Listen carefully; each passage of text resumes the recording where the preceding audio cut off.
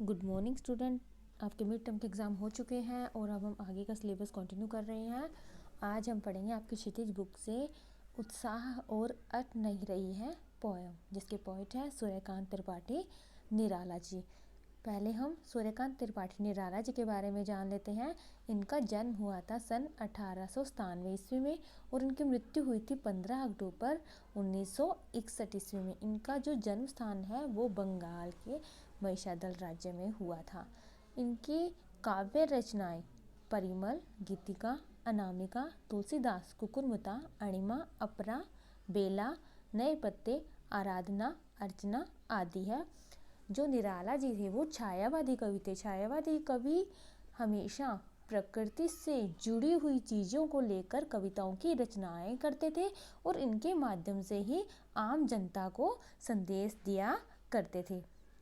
अब हम उत्साह कविता के बारे में जान लेते हैं। उत्साह एक आह्वान गीत है। आह्वान मतलब बुलाना, जो बादलों को संबोधित कर रहे। कवि इसमें बादलों को बुला रहे हैं, बादलों को संबोधित कर रहे हैं। बादल निराला का प्रिय विषय है।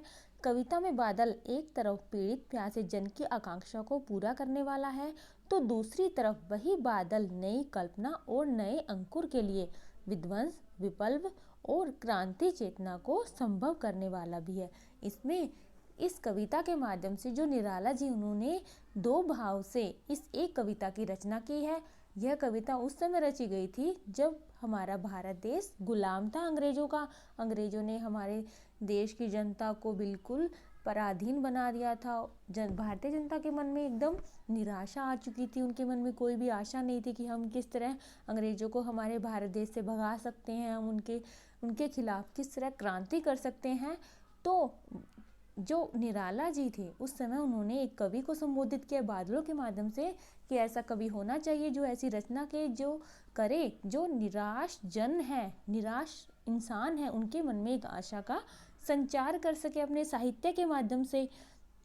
कवि जीवन को व्यापक और समग्र दृष्टि से देखता है। कविता में ललित कल्पना और क्रांति चेतना दोनों है। दो भाव है, एक सुंदर कल्पना भी है और क्रांति की चेतना भी है। सामाजिक क्रांति या बदलाव में साहित्य की भूमिका महत्वपूर्ण होती है।